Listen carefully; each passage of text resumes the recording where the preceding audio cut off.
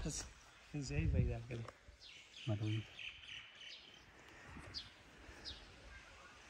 بسم الله الرحمن الرحیم.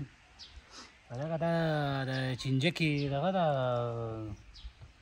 خړونو کې چې راګه دي چینجکه که نه دې بچي راوړي ما دا هیله ما یا چېرته بار یا د افغانستان مرغۍ دی یا چېرته د بل ځای د یخ علاقې مرغۍ ده.